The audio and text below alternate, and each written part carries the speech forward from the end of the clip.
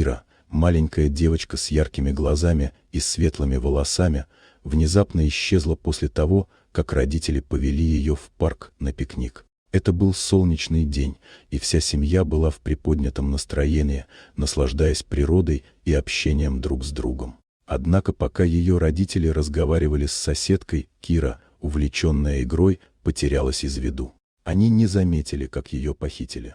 Спустя 10 долгих лет Кира вернулась домой. Ее мать, Ольга, не могла поверить своим глазам, когда увидела дочь на пороге.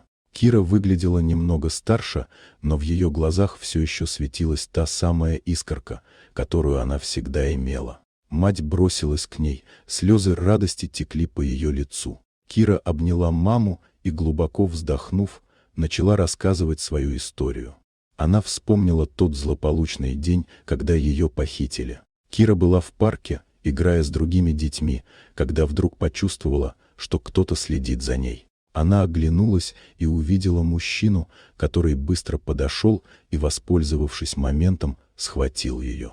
Кира пыталась закричать, но ее голос не слушался. Она помнила, как слышала крики родителей, но не могла ответить. Похититель заткнул ей рот и утащил в фургон. После этого ее жизнь превратилась в настоящий кошмар.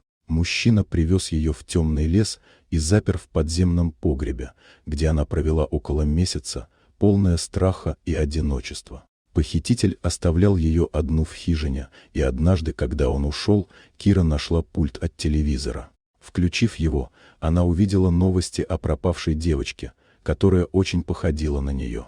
Это придало ей надежду, она знала, что должна сделать все возможное, чтобы выбраться.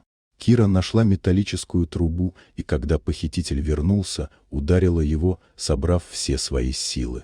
Она выбежала из хижины и бросилась в лес, не зная, куда бежать, но надеясь, что когда-нибудь встретит людей, которые помогут ей. После долгих часов, полных страха и усталости, Кира добралась до заправочной станции. Она была голодна и начала есть чипсы, когда ее заметила женщина, которая выглядела доброй и заботливой. Кира почувствовала, что может доверять ей. Женщина отвела ее в подсобку, дала воды и укрыла одеялом. Она позвонила в полицию, и вскоре Кира была доставлена домой. Когда Кира снова встретилась с родителями, ее мать заплакала, обняв дочь, которая вернулась к ней после стольких лет разлуки. Родители были в шоке, думая, что Кира мертва, и не могли поверить, что их девочка снова с ними. Полицейские доставили Киру в участок для допроса, чтобы выяснить все детали ее похищения.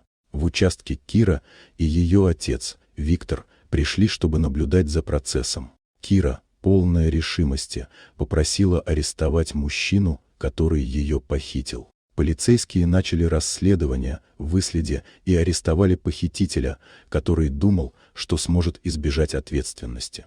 После всех ужасов, которые она пережила, Кира вернулась к нормальной жизни. Она провела остаток своих дней с любящими родителями, которые никогда больше не отпускали ее из виду. Кира, став взрослой, решила, что хочет помогать другим, и стала частным детективом. Она использовала свой опыт, чтобы защищать детей и предотвращать такие трагедии, как ее собственная. Кира знала, что ее история может вдохновить других, и она была полна решимости сделать мир немного безопаснее для всех. Вот такая удивительная история. Дорогие друзья, если вам понравилось видео, поставьте лайк, а также подписывайтесь на канал, где найдете еще много интересного.